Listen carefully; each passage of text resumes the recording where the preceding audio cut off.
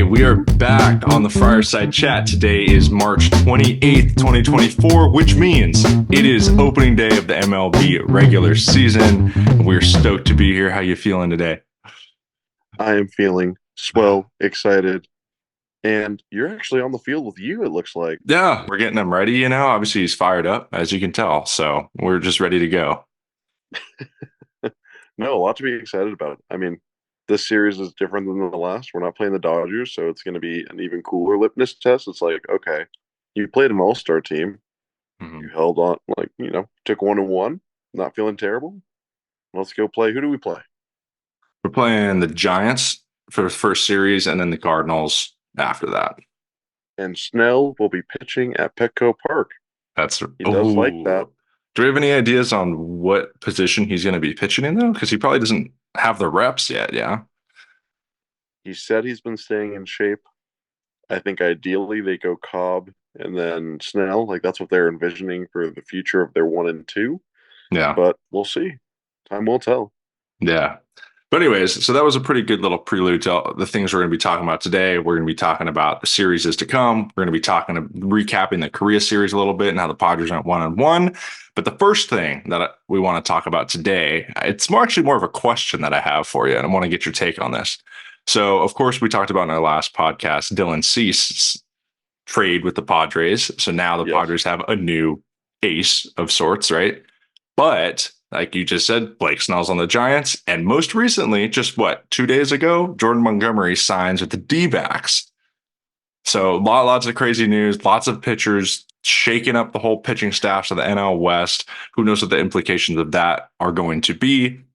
But my question for you, my friend, is which of those three moves do you think has the biggest impact on their team? Like who's set up the Mm, best? Who needed it the most? Which pitcher to which team? I don't know. What do you think is the best move of the three?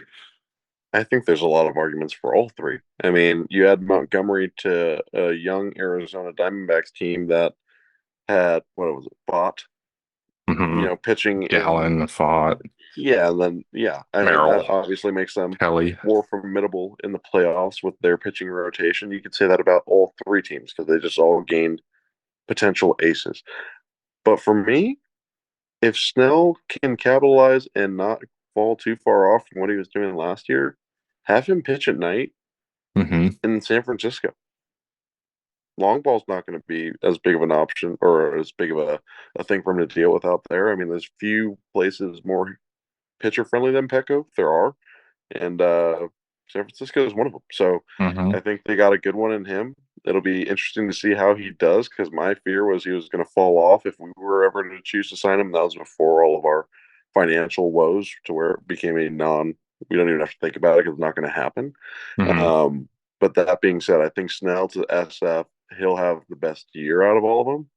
Mm-hmm. Cease, obviously, to San Diego makes it a lot more formidable as well as far as having three genuine ace caliber pitchers on a staff versus two and having three younger guys be on the back end of the rotation.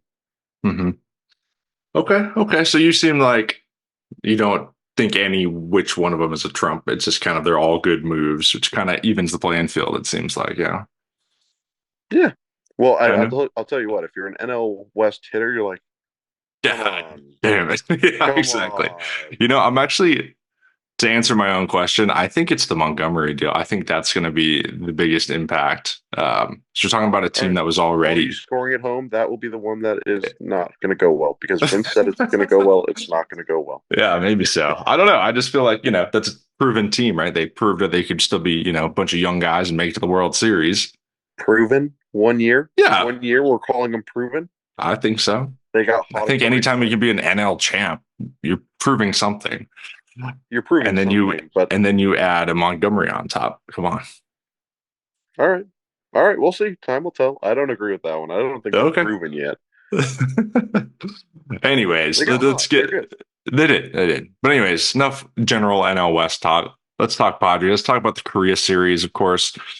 Lost that first game. Just to Broken recap, glove. yeah, for anyone who didn't see it, Jake Cronenworth's glove exploded, which is a little bit of You can't see. You're exaggeration, not but we like watching to this see it. podcast. Yeah, it's probably true too.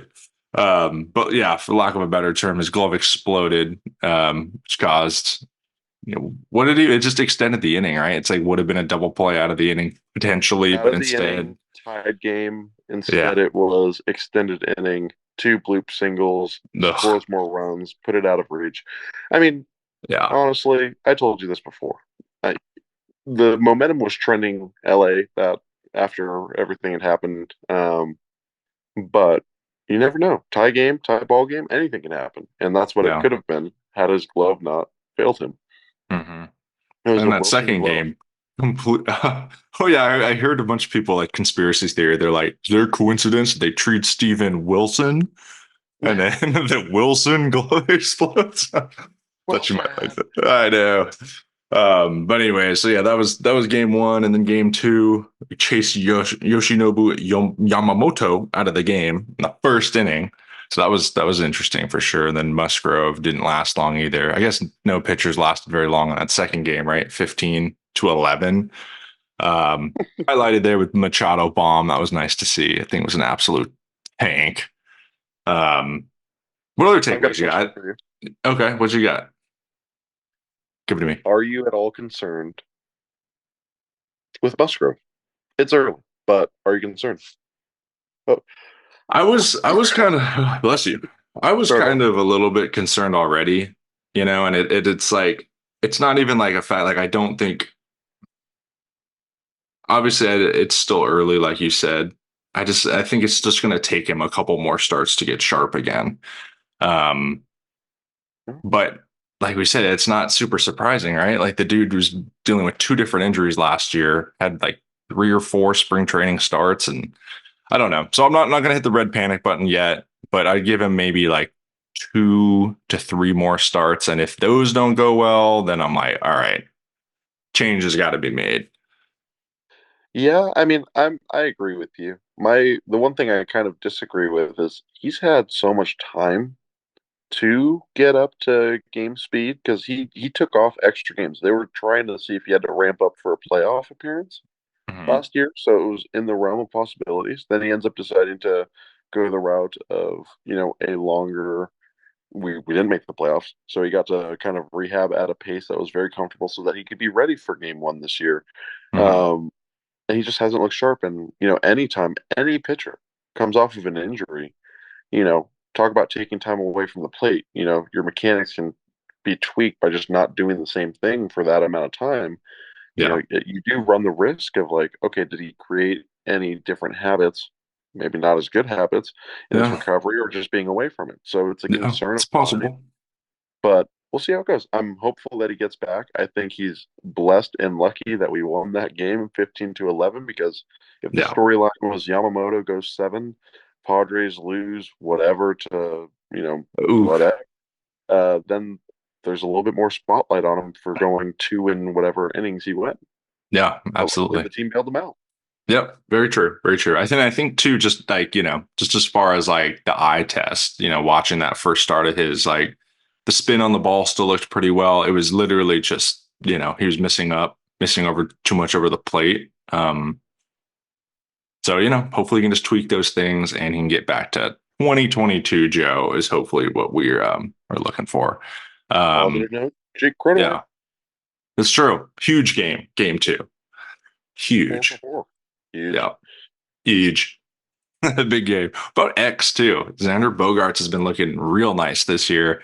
I know he did really well at the beginning of the season last year as well, and so we're just hoping, fingers crossed, knock on wood, salt over the shoulder. What else? Anything else? Whatever we can do, like to keep him healthy. I think we're gonna be needing him down the stretch for sure because he's looking good. I like him in the leadoff spot. I've noticed that like so much of what he does well is bat to ball with two strikes. Mhm. You'll see some awkward swings out of him, but it's an all out bat needs to go on the ball type of swing, and you're able to do that in the leadoff spot more than any because there are certain scenarios where if a runner's on first, sometimes it's better to strike out than throw your bat out there to get the weak rollover that's a double play. Mhm. Him putting the ball in play as much as he does in the leadoff spot could be really, really beneficial for this team. It's something that I hadn't really thought about having Mhm. him in that spot Yeah. long term. Yeah, but I'm same. liking what I'm seeing so far. Yeah, yeah, I totally agree. Because I think for me, like I always just saw him as like a 4 or 5 guy. Um, but yeah, I mean, obviously that leadoff spot is paying off pretty well for him, so that's nice to see. Wanted to get your take too on Matsui out of the bullpen. I know Gross. he pitched well. I think he get a little bit shaky, but like stuff wise, right? No, Like gross. stuff, yeah, stuff Gross. is stuff. His stuff, that's some It stuff. plays. It Uh, plays, dude. That dude, that splitter is absolutely disgusting. yeah, it's his delivery is very consistent and repetitive. And I know that sounds silly because that's what every MLB pitcher is trying to do is to No. create that tunnel where everything looks the same until it doesn't, right? Hmm. But he also has so much depth to his pitches. Each pitch has a different kind of direction, a different velocity, and he seems to have a repeatable motion. So like those are all things that are big for success. And you look at his time in the other league, his strikeout numbers were huge. So that's all based off of Yeah. deception. And he Hmm. clearly has that. That's been translating over so far. And if you can deceive hitters and change their timing, that's the key to success. So if he locates those pitches, it's gonna be Yeah. really hard for the opponents. He looks good. Yeah, I agree. I think he's going to be he's probably going to be, I think he's going to be the centerpiece of our bullpen this year, I think, just based off what we're seeing early. Like, and him and Suarez too was like an 8-9 punch. That's pretty lethal. You know, Freeze especially me. you could even get creative too with like, because Matsui is coming from a league where he was a dominant closer too. I could even see scenarios. It seems thus far like Schilt really likes to play those matchup games. We saw that a ton in the Soul series. Yep. Um, so I could even see, save situation. Maybe you got 2 or 3 lefties coming up. Maybe use Matsui instead of Suarez. Who knows? But Yeah. I think that's looking really good. Last note I had, because I don't want to linger too long on the Soul series, but it's pertinent to the rest of the season anyway, just to get things started. I was liking what I was seeing out of our 8 and 9 spots too, with Tyler Oh Wade yeah. and Jackson Merrill, right? And I think, I mean, it's like they're bringing. I think we talked about last season a little bit, right? Where it's like it almost felt like the Padres were missing some sort of, I don't know, grittiness, or I don't know Mhm. what you want to call it, something like that, right? It's just like that tenacity to like fight pitches off, have long at bats, get scrappy hits, just do whatever it takes to Which get on base or get Wade. on or whatever, right?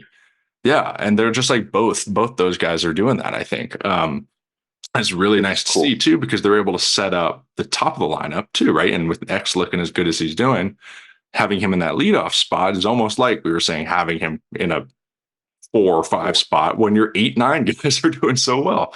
So I thought that's been a really cool thing Bright to spot. highlight so far. Yeah, absolutely. Yeah, I'll elaborate a little bit more on that as well because Wade has come out of left field for me. I mean, Hmm. it's I'm shocked with the type of play that he's putting up. I mean, he's a big time hustle guy, a Hmm. big grinder guy at the plate. And, he could be hot right now and he's looking as good as he can look. But man, just to even know that this is something that he possesses Yeah, is really positive. And if that's your 8 hole guy, and when he's I know. going well, he's setting up the top of the lineup like that because he can run. He's putting up good at bats. And then you've got Jackson Merrill, who, is finding his footing in the MLB, and his upside's even higher. And if that's your 9 guy, man, those two are a legitimate 1-2 punch when they're both going right. That could be at the top of other lesser teams' lineups. So Oh, high upside, and they're both playing well right now. I'm enjoying it. I hope it stays that way and progresses. But we'll see. We'll see. yeah. Yeah, I think as that's an interesting one. Just I have a little bit more Tyler Wade on my radar just because a bunch of guys that we grew up playing with at Palomar too grew up playing with him too. So they had always kind of told me about like, oh, this is the guy to keep an eye on from Marietta. Shout out that. So that's kind of cool. But I remember too one thing like as we were looking through the spring training rosters and when I saw Tyler Wade was on the roster fighting for a spot, I was just curious, like, because right, I never like followed him that closely or like what his numbers look like. I always just knew it was kind of like a glove and speed thing first for him. And it's interesting because the one season that he played over 100 games with the Yankees, and it was in 2021, it looks like from my notes, by far his best stats. He hit like 270, decent on base percentage, almost 700 OPS. So it's like maybe that's a good sign too, right? Like maybe this is a guy who just is capable, just needs that opportunity again, Needs reps. exactly, So it's very possible. Again, we're rooting for him, obviously, right? But hopefully him and Merrill can keep that up. Yeah. One last thing that was Hmm. interesting to see with Suarez because that closed out Hmm. the game that we needed. He didn't have his A stuff, and he Hmm. went for the 4 out save. He literally threw only fastballs in the bottom of the ninth inning. Crazy, and he was Yeah. humping it up there. One hundo. Uh, if he can That's start getting yeah. dialed in, he's a formidable closer too. We already kind of knew that, but like he Hmm. literally shut down the Dodgers with just his fastball. Hmm. Nuts. Yeah. Really, really good stuff there, dude. So yeah, hopefully he can return to form there. What was his injury? Was it a shoulder or was it an elbow or something else? Do you I know? didn't think he was out. Thought he was out last year. Oh, last year? Yeah, last Yeah, year. I forget what his injury he's was. fine now. Let's just live in the moment. Okay. And last note I was going to say too on the bullpen piece is I think Wusa Go didn't make He didn't make the it. He's not on opening the active roster. Yeah, he's roster. AAA, right? That's interesting. Didn't see that coming, Interesting. honestly. Yeah, I was just looking at the bullpen here. Yeah, it's interesting. But It could be. regardless, Yeah. he might be good for him. Just because, yeah, I know he was getting roughed up a little bit in the spring, and obviously the transition is big, but I'm sure we'll be seeing lots of Mr. Go. I almost said Mr. Suck. Well, right now he's Mr. Suck, and when he gets here, maybe go. I don't know. Awesome. Anyways, so yeah, let's talk about Padres Giants a little bit, and then we can transition to talk a little bit about the Cardinals. So game one, as we mentioned before, our boy Darvish is going up against Yeah. who's going? Logan Webb, probably. Yeah, Yeah. yeah, Logan Webb. So a very good pitchers duel, I believe. Um, prediction, prediction on the final score. I've got the Pods winning 4-2. Nice, very close. I was gonna I think that's say fair. my prediction was 5-3 pods. And get this, this is going to be the hottest of all hot take. They're going Yeah, to go extra innings, and Toddy's going to walk it off for us. I would love that. Yeah. It's just to like the ultimate get the monkey off the back from 2023 and Mm, get a guy going who we need, get hot. get hot. Hmm. I'm So just that's my excited, man. take. I That's like. I my don't take. even have predictions. I just want to see what this looks like now because we've been Yeah. trying to piece this team together all off season. There was never that big outfield signing. There was never the big DH signing. Hmm. There was the big acquisition of Cease, but like all in all, man, you know, we came in with question marks and it was filled with young talent and trades from Soto. Like that's what's filling these gaps. And now we get to Yeah. see what they're gonna do. We have the team. The team is set. Yeah. What is it gonna look like? I am ready for it. I'm excited for it. It's gonna be fun, dude. I cannot Yeah. wait. Yeah, I think it's really interesting too that we're right, obviously facing off against the Giants, right? Like they made a ton of moves, and I feel like they're probably one of the biggest question marks in the league as far as they could randomly be really good or they could just completely suck. I don't know if it's going to be in the middle. I have a feeling it's going to be one of the two for them. And But they've got Bomel. yeah, that was the other part I was going to say. Bo Mel's going to be back at Petco. Great storyline there. Um, who is it? Yep. Jung Hoo Lee is that's the center fielder's name, right? Homies with Yep. Ha-Seong Kim and almost came to the Padres, it sounded like, but ultimately didn't. Blake Snell, some of these other guys. Like I remember Jordan Hicks early on was like potentially tied to the Padres, especially because Schultz had him in St. Louis, but he went to the Giants. And then they also signed freaking Matt Chapman. Who else? Soler is on the Giants. So like all kinds of moves the Giants made. New So team. it's going to be really interesting. It's going to be, I think, a super fun series. I think it'll be a very competitive series. Um, and because it's a four game, I think it'll be interesting too to see how our four, big four starting pitchers are going to, start up. That's going to be pretty fun to see, I think. 100%. And it'll also be fun to see Waldron get Hmm. his, Get the he's first one against essentially the going to be, yeah, Cardinals. yep, Yep. he's going to be at the top of the rotation in that series. Yep. Yeah, I don't, I'll to be honest, I'm not like super familiar with all of the Cardinals, but I just wanted to take a quick peek at their roster because I know they had a pretty terrible season last year. All I Very know is that unlike them. They're Sonny normally Gray pretty got steady. hurt. They got like old starting pitching, but like decent. They got good young players. Oh my God, that's right. Brandon Crawford is in the Cardinal red. That's going to be weird to see. But yeah, I mean, they Yeah, still got Goldschmidt. They still got Arenado. They still got some guys with a bunch of young guys like Nolan Gorman, Mason Wynn, our first boy Dodger to Tommy hit a home run Edman. at Petco. Ooh, Who's going to hit one into the sea of San Diegans? give me, give me Machado. He hit that absolute moonshot in Soul. Why not do it at Petco too? And he's the all-time leading home run hitter at Petco. Come on.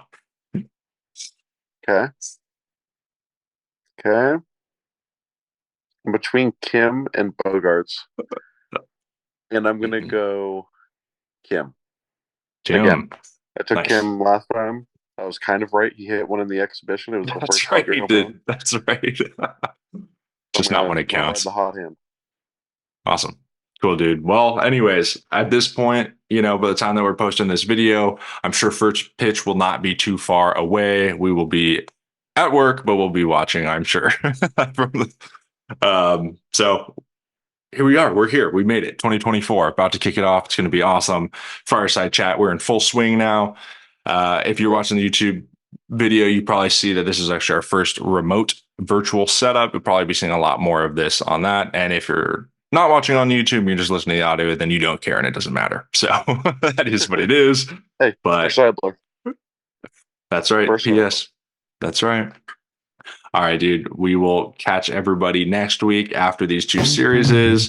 Go Pods. Thank you for watching. If you got any questions or any insights, whatever, we love when we see the little comments in the chat things. We love to respond to those. We can maybe even have that on next week's show if something interesting enough comes through our inbox. Who knows?